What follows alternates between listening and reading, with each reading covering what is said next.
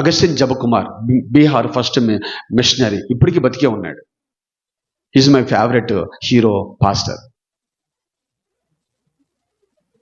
అతను engineering complete చేశాడు. ఇక్కడ వరకు తెలుసు Augustine Jebakumar, you know. Thank you sister గారు, ఒకళ్ళు తెలియజేయరు, పాస్టర్స్ కూడా తెలిసి ఉండొచ్చు. ఆయన ఇంజనీరింగ్ కంప్లీట్ చేశాడు. దేవుడు ఒకే కొడుకు, ఇద్దరు టీచర్సే, మమ్మీ డాడీ, ఒకే కొడుకు. దేవుడు దర్శనం ఇచ్చాడు బీహార్ వెళ్ళమని సేవకి. మిమ్మల్ని ఎంకరేజ్ చేయడం కోసమే నేను మాట్లాడుతున్నాను. అయితే వాళ్ళ అమ్మ దగ్గరికి వెళ్ళి చెప్పాడంట, అమ్మ ఇలాగా యేసు ప్రభువారు బీహార్ వెళ్ళమంటున్నారు. వెళ్ళు నాన్న, నువ్వు పుట్టినప్పుడే నిన్ను బలిపీఠం మీద పెట్టాను నేనని చెప్పానంట తల్లి. తల్లులు అలా ఎందుకని ఉండకూడదు?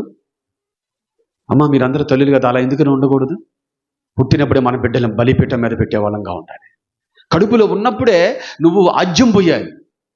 కడుపులో ఉన్నప్పుడు కనుక ప్రెగ్నెన్సీ ఉమెన్ టీవీ చూడకూడదు.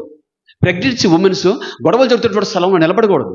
ప్రెగ్నెన్సీ ఉమెన్స్ ఇంకా కొన్ని సినిమా పాటలు పాడకూడదు. ఎందుకంటే ఆ బిడ్డ వింటుంటాడు. 5th మంత్ నుంచి కొడుతూ ఉంటాడు. ఆ తల్లికి భయం ఉందా?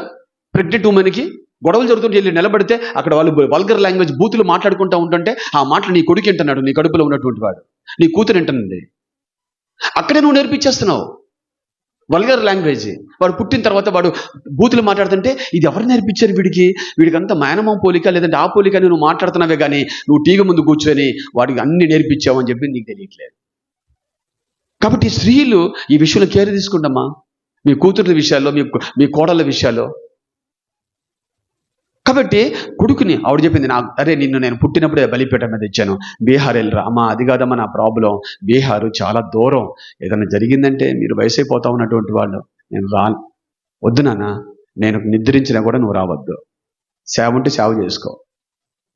అమ్మ గుర్తుపెట్టుకో, తల్లి కొడుకుల మధ్యలో జరుగుతున్న సంభాషణ, ఈరోజు మన ఇళ్ళలో జరుగుతున్న సంభాషణ ఏంటి? సాయంత్రం ఇంటికి ఒక అరగంట సేపు రాకపోతే వణికిపోతున్నా క్రైస్తవురాలి వరువు, క్రైస్తవుడు వరువు. ప్రాక్టికల్ లైఫ్ లేదా? అప్పుడు దేవుని నమ్ముకునే ప్రయోజనం ఏంటి? దేవుని అనుకున్నామా లేదా మనం?